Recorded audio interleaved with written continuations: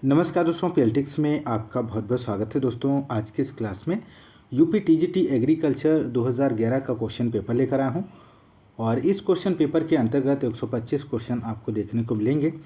दोस्तों बहुत ही बेहतरीन प्रश्नों का संकलन है। आप लोग क्लास को पूरा देखें और सभी क्वेश्चंस को अटेम्प्ट करने की कोशिश कीजिए। दोस्तों यदि आप हमारे चैनल पर नए हैं तो चैनल को सब्सक्राइब कीजिए, लाइक और शेयर करना मत भूलिएगा, लाइक ज़रूर कीजिएगा। आइए शुरू करते हैं। क्वेश्चन नंबर फर्स्ट ये रहा आपकी स्क्रीन पर। पशुओं में एटेविज्म किससे संबंधित है? तो यहाँ पर आपको आंसर देना है दिए गए ऑप्शंस में से। तो राइट आंसर हो जाएगा ऑप्शन बी, गुणों की पुनरावृत्ति होना। यहाँ पर राइट आंसर हो जाएगा। नेक्स्ट क्वेश्चन की बात करेंगे। क्वेश्चन नंबर सेकेंड है, पशुओं का जन्मगत कमियों का क्या कारण है इनमें से? तो सेकेंड का आंसर आप लोग दीजिए। तो यहाँ पे राइट आंसर हो जाएगा ऑप्शन डी, आनुवांशिकता यहाँ पर सही आंसर बनेगा। नेक्स्ट थर्ड क्वेश्चन नंबर, दुग्ध ज्वर पशुओं में किस तत्व की कमी से होता है? तो राइट आंसर आपको यहाँ पे थर्ड का बताना है। तो राइट आंसर हो जाएगा ऑप्शन डी, कैल्शियम यहाँ पर सही जवाब बनेगा। अगला प्रश्न है क्वेश्चन नंबर 4, पशुओं में खुरपका एवं मुंहपका बीमारी सामान्यतः किस मौसम में होती है? तो क्वेश्चन नंबर 4 का आप लोग आंसर दीजिए दोस्तों। तो राइट आंसर हो जाएगा ऑप्शन सी, बरसात यहाँ पर सही जवाब बनेगा। नेक्स्ट क्वेश्चन 5 है, रानीखेत बीमारी किस पशु से संबंधित है? तो रानीखेत बीमारी की बात करें तो ऑप्शन डी, मुर्गी से संबंधित है।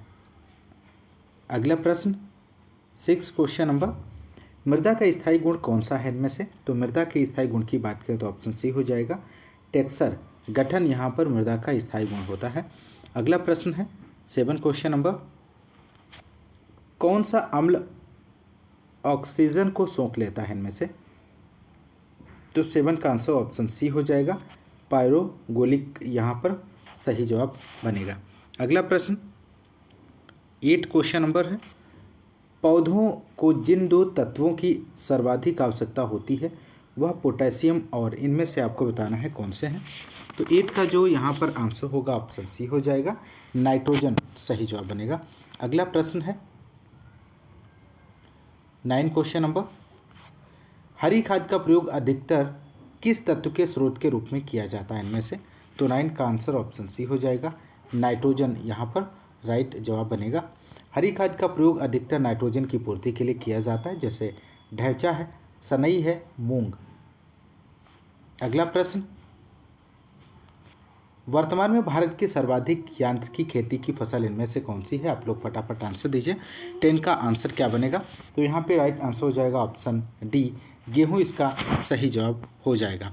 क्वेश्चन नंबर 11 है, वाटर हार्वेस्टिंग शब्द का प्रयोग सर्वप्रथम किसके द्वारा किया गया था? बहुत ही महत्वपूर्ण प्रश्न है, आप लोग यहाँ पर आंसर दीजिए। तो राइट आंसर होगा ऑप्शन सी, मायोर्स यहाँ पर सही आंसर हो जाएगा। दोस्तों वाटर हार्वेस्टिंग शब्द का सर्वप्रथम इस्तेमाल मायोर्स ने किया था, ध्यान रखिएगा।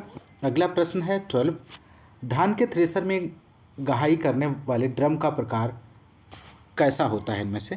तो 12 का आंसर हो जाएगा ऑप्शन सी, खूंटी प्रकार का। अगला क्वेश्चन है 13, ड्रिप सिंचाई में भारत का अग्रिम प्रदेश कौन सा है इनमें से? तो 13 का यहाँ पर आंसर हो जाएगा ऑप्शन बी, महाराष्ट्र। अगला प्रश्न 14, भूमि की आर्द्रता नमी का मापन किस मीटर के द्वारा किया जाता है? तो राइट आंसर ऑप्शन ये हो जाएगा, टेंसियोमीटर सही जवाब बनेगा। अगला प्रश्न है 15, रीपर का प्रयोग किस कार्य के लिए किया जाता है इनमें से? तो रीपर का जो प्रयोग हो जाएगा वो फसल कटाई में प्रयोग किया जाता है। अगला प्रश्न हो जाएगा, रीपर का प्रयोग फसल की कटाई के लिए किया जाता है। तो कटाई के अन्य यंत्र हंसिया, दराती, मोअर है। मड़ाई के यंत्र की बात करें तो all paid thresher, power thresher है। बुआई के यंत्र देसी हल, कल्टीवेटर, डिबलर, सीड्रिल और प्लांटर हैं, ध्यान रखिएगा। अगला प्रश्न है 16, डिस्क हैरो की भेदन गहराई किसके द्वारा बढ़ाई जाती है इनमें से? तो 16 का यहाँ पर आंसर हो जाएगा ऑप्शन ए, गैंग कोण यहाँ पर राइट जवाब बनेगा। अगला क्वेश्चन है यहाँ पर 17, जेली बनाने के लिए सबसे उपयुक्त फल कौन सा है इनमें से? तो जेली बनाने के लिए सबसे उपयुक्त फल गुआवा, अमरूद है। Next question 18 question number, cucurbits की पौध तैयार करने के लिए पॉलीथीन बैग का क्या आकार उपयुक्त होता है इनमें से? तो 18 का आंसर ऑप्शन बी हो जाएगा, 10 इंटू 15 सेंटीमीटर यहाँ पर राइट जवाब हो जाएगा। अगला प्रश्न है 19 क्वेश्चन नंबर, खरबूजे के लिए बीज दर किलोग्राम प्रति हेक्टेयर कितनी प्रयोग की जाती है? तो 19 का आप लोग आंसर दीजिए। तो यहाँ पर जो राइट आंसर बनेगा ऑप्शन सी, 4 से 5 किलोग्राम। 1 हेक्टेयर के लिए बात करें तो 4 से 5 किलोग्राम बीज पर्याप्त होता है। नेक्स्ट 20 क्वेश्चन नंबर, सलाद के लिए नर्सरी में बीज बोने का महीना इनमें से कौन सा है? तो 20 का आंसर हो जाएगा ऑप्शन बी, सितंबर अक्टूबर। नेक्स्ट क्वेश्चन 21 है, परवल में प्रवर्धन होता है। तो परवल में आपको बताना है प्रवर्धन किसके माध्यम से होता है? तो राइट आंसर हो जाएगा ऑप्शन डी, लताओं की कटिंग के द्वारा। अगला प्रश्न है 22, आम की सघन बागवानी के लिए कौन सी किस्म उपयुक्त है इनमें से? तो 22 का आप लोग आंसर दीजिए। यहाँ पर राइट जवाब क्या बनेगा? तो यहाँ पे राइट आंसर ऑप्शन सी हो जाएगा, आम्रपाली इसका राइट आंसर बनेगा। अगला प्रश्न है 23 क्वेश्चन नंबर, बैंगन में लिटिल लीफ रोग किसके द्वारा प्रसारित होता है?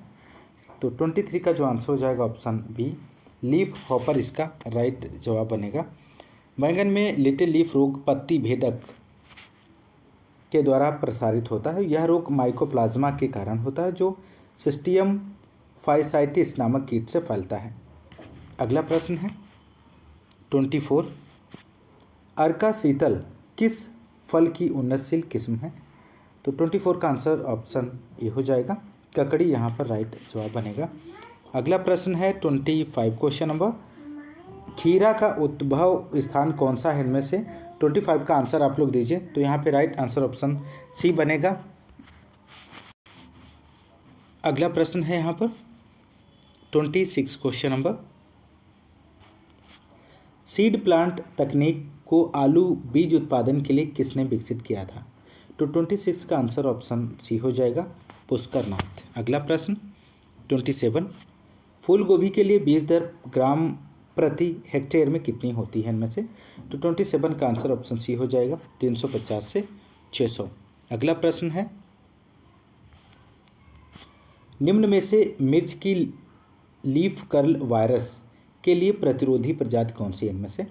तो यहाँ पर जो राइट आंसर हो जाएगा ऑप्शन डी, पूसा ज्वाला इसका सही जवाब बनेगा। अगला प्रश्न 29 है, मटर के बीज के अंकुरण हेतु उपयुक्त तापक्रम कौन सा है इनमें से? तो राइट आंसर ऑप्शन सी हो जाएगा, 22 डिग्री सेल्सियस। अगला प्रश्न 30, ये रहा आपकी स्क्रीन पर, उत्तर भारत में शकरकंद की लताओं को रोपने का उपयुक्त समय क्या है? तो 30 का आंसर हो जाएगा ऑप्शन बी, जून जुलाई यहाँ पर राइट आंसर हो जाएगा। उत्तर भारत में शकरकंद की बुआई जून जुलाई में की जाती है। मध्य एवं दक्षिण भारत में इसे अक्टूबर नवंबर में बोया जाता है। 31 है, निम्न में से कौन सा फल मार्मलेड बनाने हेतु सबसे उपयुक्त है? बहुत ही बेहतरीन प्रश्न है। तो यहाँ पर राइट आंसर आप लोग दीजिए। तो राइट आंसर होगा ऑप्शन सी, संतरा। अगला प्रश्न 32, आम की बीज रहित किस्म कौन सी है इनमें से? सिंधु है, आम्रपाली है, अर्का पुनीत है, नीलम है। तो 32 का यहाँ पर जो आंसर हो जाएगा ऑप्शन ए, सिंधु इसका सही जवाब बनेगा। सिंधु रत्ना और अल्फांसो के क्रॉस से उत्पादित एक संकर किस्म है या बीज रहित आम की प्रजाति है। आम्रपाली दशहरी इंटू नीलम, अर्का पुनीत अल्फांसो इंटू बंगनपाली। अगला है 33, सूरीनाम चेरी निम्न में से किसके लिए मूल ग्रंथ के रूप में प्रयुक्त होती है इनमें से? तो 33 का आप लोग आंसर दीजिए दोस्तों। तो यहाँ पे राइट आंसर ऑप्शन सी हो जाएगा, जामुन इसका सही आंसर बनेगा दोस्तों। 34 क्वेश्चन नंबर है, ललित किस फल की उन्नत प्रजाति है? तो राइट आंसर हो जाएगा अमरूद इसका। अगला प्रश्न है 35, पूसा मंजरी किस सब्जी की उन्नतशील प्रजाति है?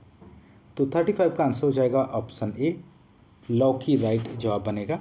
अगला प्रश्न 36 अनार की जालौर बीज रहित प्रजाति को किस राज्य में उगाने के लिए संस्तुति की गई है? तो यहाँ पे 36 का जो आंसर होगा ऑप्शन डी हो जाएगा, राजस्थान। अगला प्रश्न है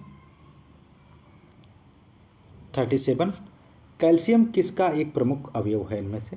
तो कैल्शियम की बात करें तो कोशिका भित्ति जो है एक प्रमुख अवयव है। नेक्स्ट 38 क्वेश्चन नंबर, वाष्पोत्सर्जन किसके द्वारा मापा जाता है इनमें से? तो 38 का आप लोग आंसर दीजिए। तो राइट आंसर हो जाएगा ऑप्शन बी, पोटोमीटर के द्वारा। अगला प्रश्न है 39 स्टोमेटा किसके द्वारा नियंत्रित होते हैं? तो स्टोमेटा की बात करें तो पोटेशियम के द्वारा नियंत्रित होते हैं। अगला प्रश्न 40 है, जड़ का कौन सा भाग जल तथा खनिजों को शोषित करता है? तो राइट आंसर हो जाएगा मूल रोम। नेक्स्ट क्वेश्चन 41 क्वेश्चन नंबर है, निम्न में से कौन सा स्वचालित वाहनों द्वारा छोड़े जाने वाला सबसे अधिक हानिकारक प्रदूषक है इनमें से? तो 41 का यहाँ पर जो आंसर होगा ऑप्शन बी हो जाएगा, CO। Next 42 question number, chlorophyll हरा होता है क्योंकि ये आपको यहाँ पर बताना है हरे प्रकाश को परिवर्तित करता है, हरे प्रकाश को शोषित करता है, हरे प्रकाश को स्थानांतरित करता है, उपरोक्त में से कोई नहीं। तो 42 का आंसर यहाँ पर बनेगा ऑप्शन ए, हरे प्रकाश को परिवर्तित करता है। अगला प्रश्न है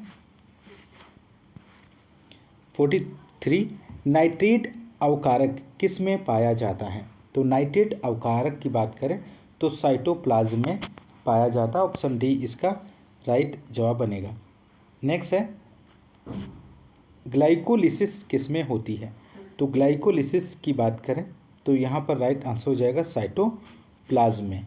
अगला प्रश्न 45 गेहूं की फसल के विकास के लिए उचित तापक्रम इनमें से कौन सा है? तो 45 का आंसर हो जाएगा ऑप्शन बी, 20 से 25 डिग्री सेल्सियस।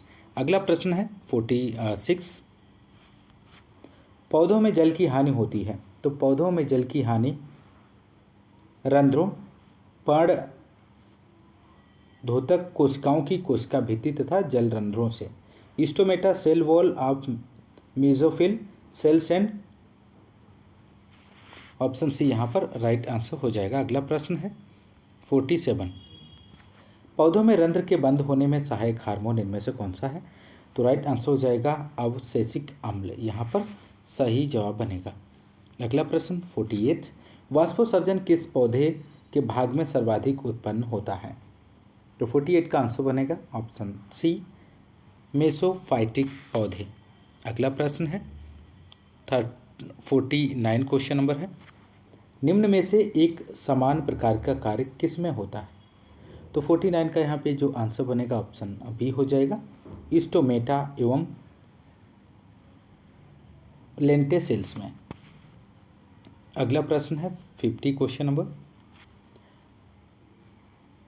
वाट निरपेक्ष श्वसन को किस और नाम से जाना जाता है? तो 50 का आंसर बनेगा ऑप्शन ए, ऑक्सीबायोटिक के नाम से जाना जाता है। 51 क्वेश्चन है, किस बीज के लिए प्रमाणीकरण अवयव आवश्यक नहीं है इनमें से? तो राइट आंसर हो जाएगा प्रजनक बीज। अगला प्रश्न है 52 क्वेश्चन नंबर, गेहूं के आधारी बीज उत्पादन में पृथक्करण दूरी कितनी होती है? तो 52 का आप लोग आंसर दीजिए। तो यहाँ पर जो राइट आंसर हो जाएगा ऑप्शन ए, 3 मीटर। अगला प्रश्न है, एक तरफ फसल है, पृथक्करण दूरी प्रमाणित बीज के लिए दी गई है, दूसरी तरफ आधारी बीज दिया गया। तो गेहूं, धान, जौ में और जई में पृथक्करण दूरी 3 मीटर और आधारी बीज की 3 मीटर। नेक्स्ट 53 किस फसल के लिए आधारी बीज एवं प्रमाणित बीज की भौतिक शुद्धता 95% मान्य होती है? तो 53 का आंसर हो जाएगा गाजर, यहाँ पर राइट जवाब बनेगा। अगला प्रश्न है 54 बीज प्रमाणीकरण क्यों आवश्यक है? तो यहाँ पे राइट आंसर हो जाएगा उपयुक्त सभी के लिए। अगला प्रश्न है 55 क्वेश्चन नंबर, परिपक्व बीज में केंद्रक के परसिस्टेंट बाहरी परत को क्या कहते हैं? तो यहाँ पर 55 का आंसर हो जाएगा ऑप्शन ए, पेरिस्पर्म कहते हैं? ऑप्शन ए राइट जवाब बनेगा। अगला प्रश्न है 56।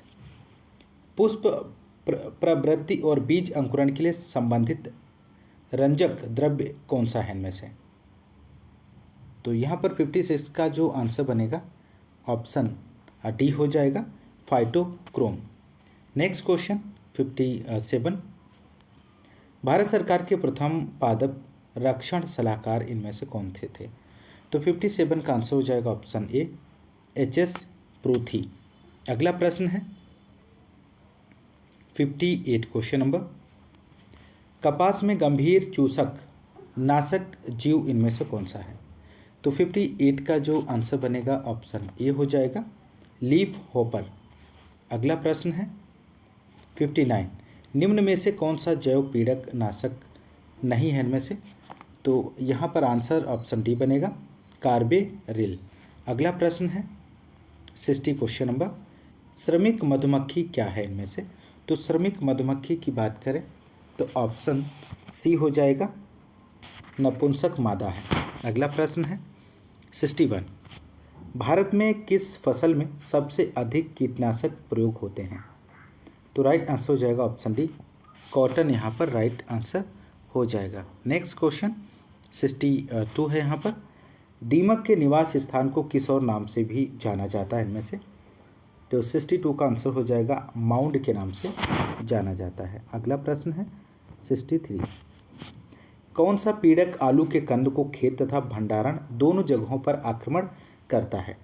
तो 63 का आंसर ऑप्शन सी हो जाएगा, आलू का कंद मोथ। अगला प्रश्न है 64। विनाशकारी जीव एवं कीट अधिनियम किस वर्ष में पास हुआ था? तो 64 का आंसर हो जाएगा ऑप्शन ए 1914 में। अगला प्रश्न, वैसलस थ्यूरिनजेंसिस का आविष्कार किस वैज्ञानिक के द्वारा किया गया था दोस्तों? तो 65 का आंसर आप लोग दीजिए। तो यहाँ पे राइट आंसर हो जाएगा एस आइसवाटा। अगला प्रश्न है 66। तृतीय संतति पीड़कनाशी शब्द किसके लिए दिया है इनमें से? तो 66 आप लोग इसका आंसर दीजिए। तो यहाँ पे राइट आंसर हो जाएगा option A juvenile hormones.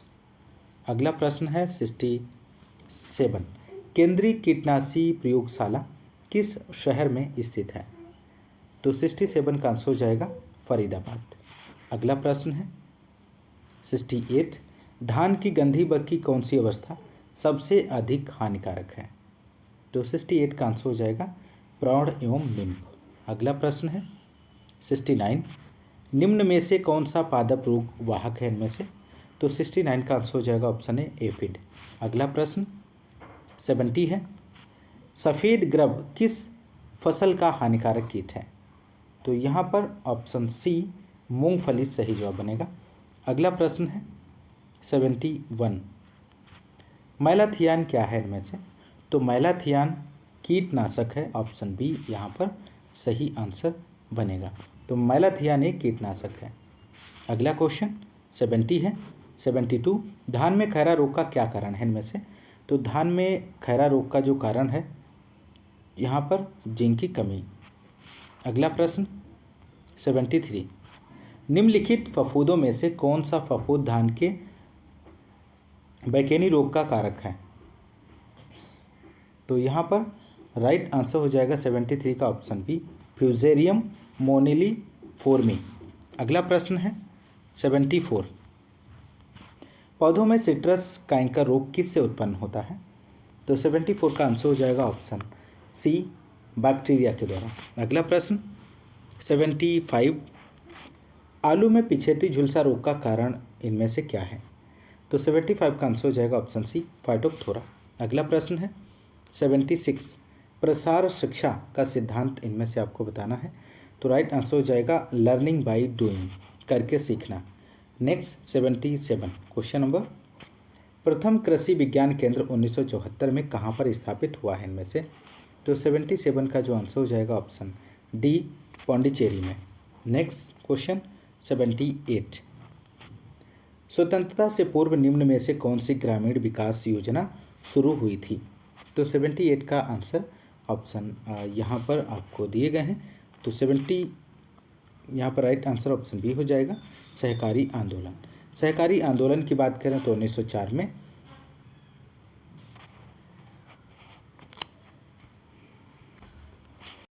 Second में सामाजिक अधिनियम 1889, आदर्श ग्राम योजना 1903, श्री निकेतन 1908 में और सेवाग्राम 1920 में, मारथंडम योजना 1928 में, बड़ौदा ग्राम पुनर्निर्माण योजना 1932, भारतीय ग्राम सेवा 1945, फिरका विकास कार्यक्रम 1946 से 47, इटावा पायलट परियोजना 1947 से 48। बहुत ही महत्वपूर्ण जानकारी है, आप लोग ध्यान रखिएगा।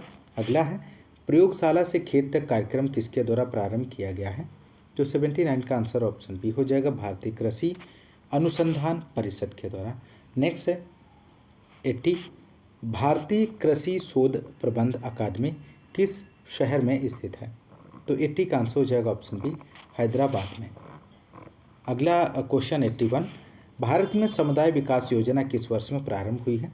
तो 81 का आंसर ऑप्शन सी हो जाएगा, 1952 में।